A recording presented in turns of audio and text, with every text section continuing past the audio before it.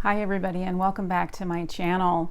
I am so happy to be back here with all of you today. I know it's been a little bit of time since I've done a video here on YouTube.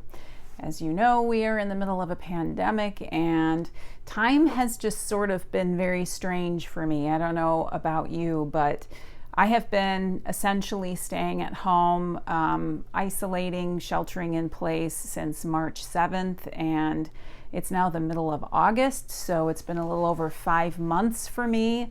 Aside from doctor's visits and visiting my elderly mother in the parking lot of her apartment building, I have essentially been home, and it's been like we're in a time warp, like time stands still, but at the same time, it goes by really fast. So I just liken it to the movie Groundhog Day. It's like we're living Groundhog Day over and over again. So it's been a challenge as an independent artist trying to navigate through this pandemic. This is a perfect example, though, of why it's important not to put like the old saying, all of your eggs in one basket, why it's important not to focus on one particular way to sell your art, like throw everything that you have into Etsy and solely sell on Etsy, or just focus on a gallery, or however it is that you are prone to do things.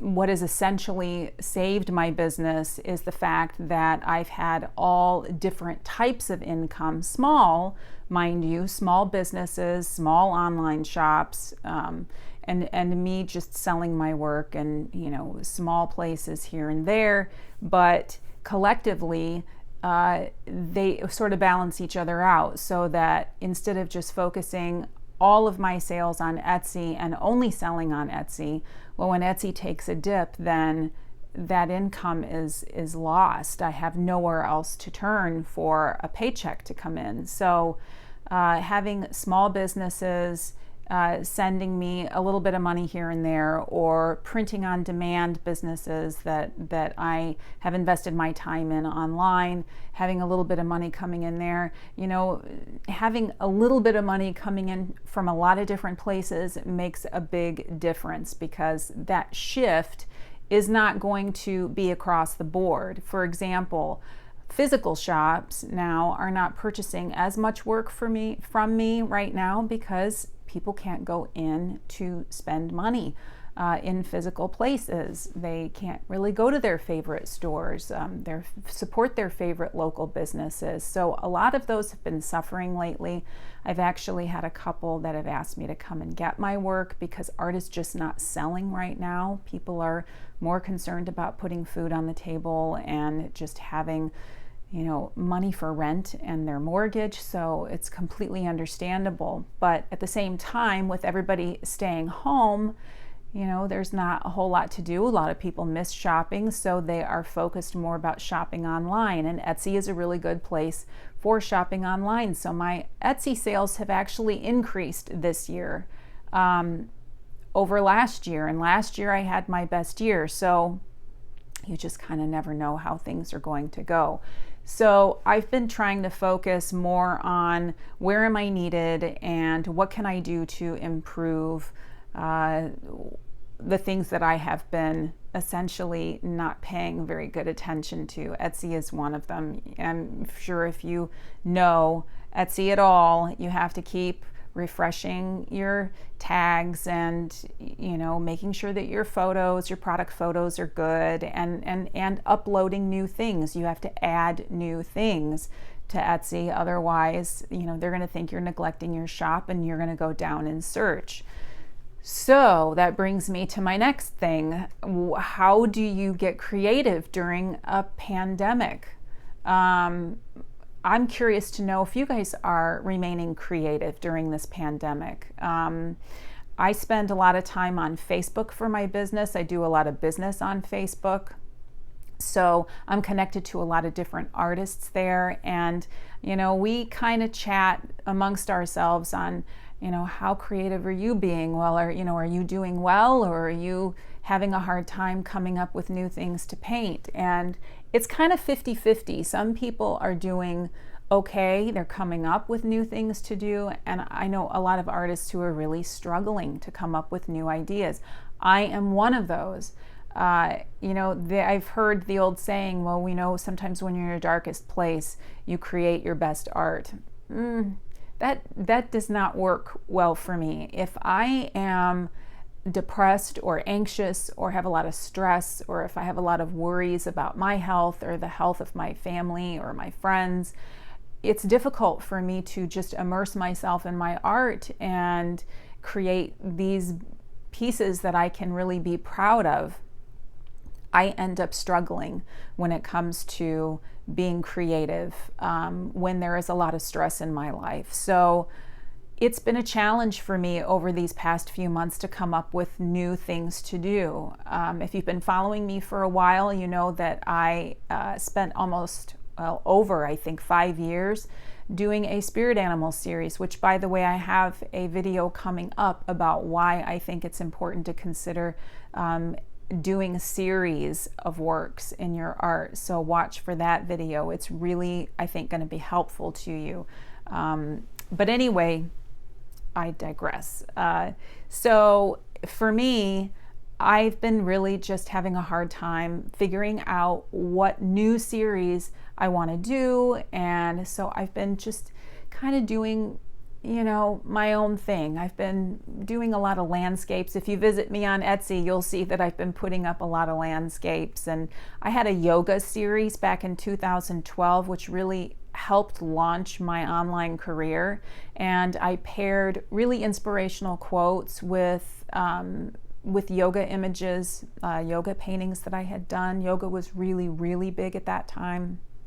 And so I wanted to kind of revisit that. I don't know, there's something about the past few months being at home that just has made me want to revisit older pieces of work and kind of put a new spin on them. So I've been creating landscapes with inspirational quotes. I've been pairing quotes with paintings for as long as I've been doing art. So that, I haven't done that in a while. So I've been doing that. I've been painting on wood, revisiting, again, older paintings.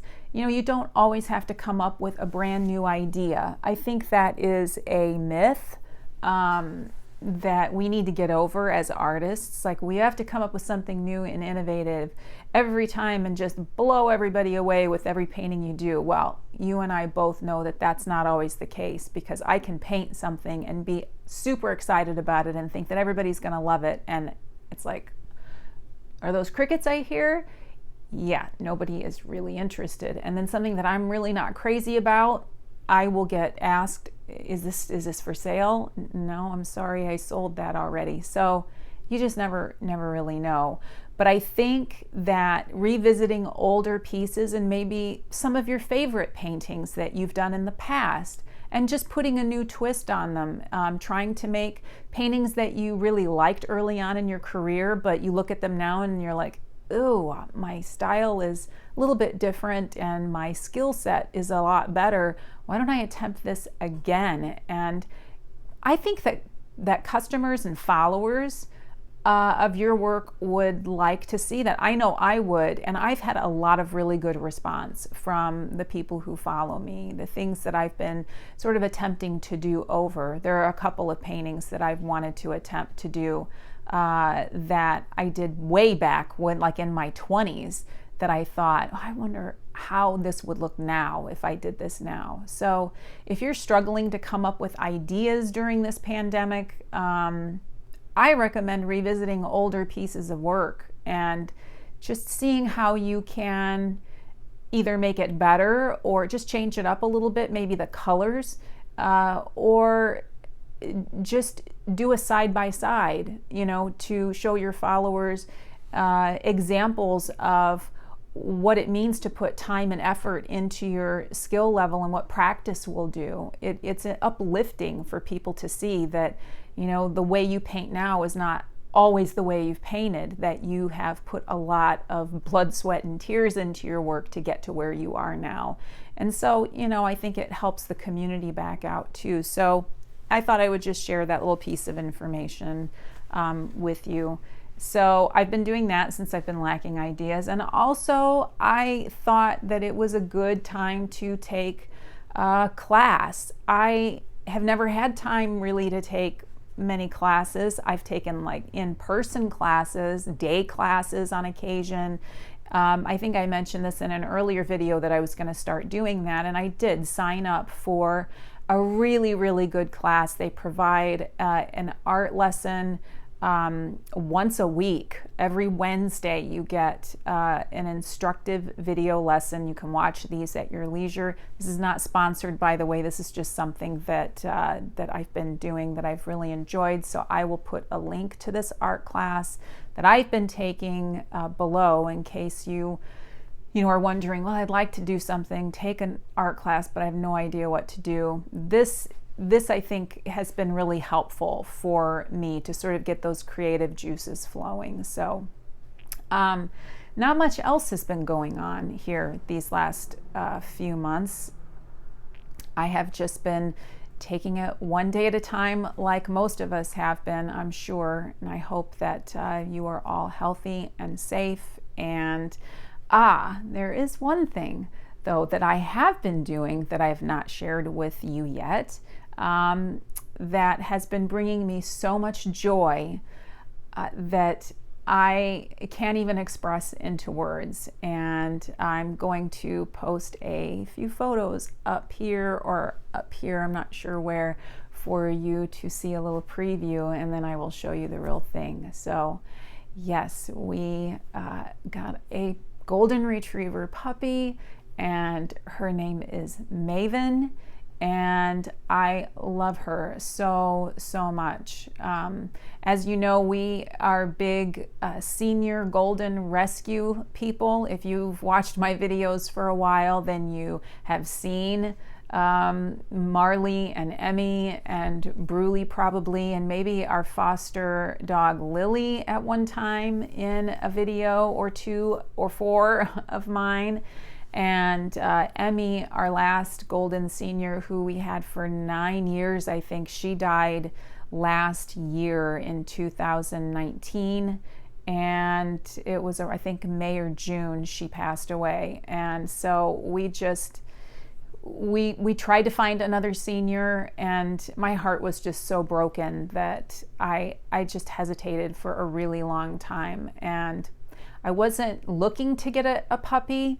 I really love the seniors, and I highly recommend senior adoption because they just are so grateful and they just fit in wherever they come. They're just grateful to be loved. But I think it's because my heart was so broken after Marley and Emmy had passed away that I just wanted to love on a dog that would be with me for a really long time. So I would like to introduce you to her. She's actually napping right now. So I might take the camera over to where she is and just let you see a first glimpse of Miss Maven. So hang on. So everybody, this is Maven, and she is about, oh gosh, a little over 3 months old now, and she is just such a joy. I'm not even kidding. But she is, oh my gosh, Goldens have a lot of energy, for those of you who know how Golden Retrievers are. And the last time I had a Golden puppy was in 2004. And oh boy, I'm like, I'm too old for this now. She is just really, she keeps me busy. She keeps me busy. So we are taking things day by day. I don't have a whole lot of time to paint at the moment because she and I have just been hanging out together during the day, and we've had her for about 6 weeks now, I guess. And so she is just very sweet and loving, and she is just going to make the perfect studio dog. So you'll be seeing a lot more of her as I do more videos, I'm sure she will be in them, just like my other dogs liked to photobomb all of my photos and my videos. I'm sure she's going to be the same way. So I'm really happy to introduce her to you, and I just look forward to seeing you guys in future videos. I hope you're all doing well and staying safe, and we will reconnect very, very soon. So thanks for joining me back here, everybody, and I will talk to you soon. Bye.